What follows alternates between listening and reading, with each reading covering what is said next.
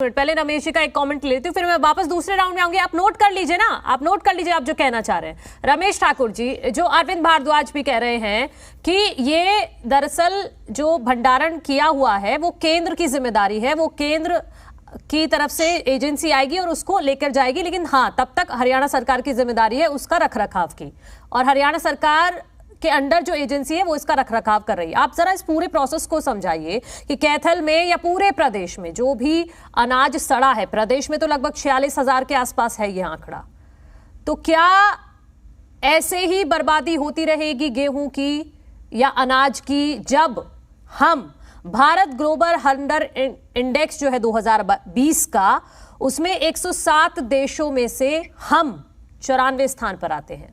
तब नहीं मनु जी, देखो इसमें जिम्मेदारी कोई नहीं लेगा, और जिम्मेदारी अगर लेगा भी तो वो बच जाएगा।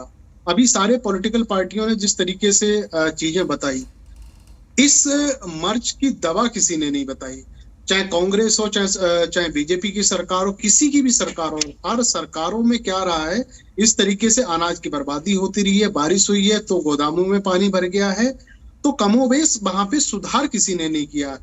अब केंद्र सरकार पे ये लोग टाल रहे हैं, तो केंद्र सरकार की जिम्मेदारी ये नहीं है कि आपके स्टेट में जितना भी खाद्य पदार्थ रखा हुआ है, गेहूं चावल जो भी, उसकी जिम्मेदारी उसको जाके तरपाल पे वो उनके ऊपर टांगे जाके, ऐसा नहीं है।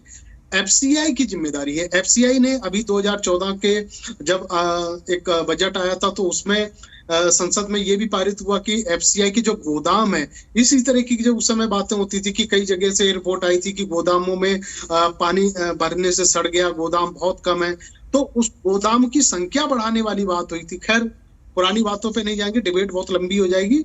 तो वो चीजें सारी कागजों में रही, वो चीजें हो नहीं पाई, लेकिन स्टेट वाइज सबको एक कैटेगरी में नाप दिया गया था। ये जिम्मेदारी नेफेड को दी गई थी। नेफेड को ये कहा गया था कि किसी भी स्टेट से अगर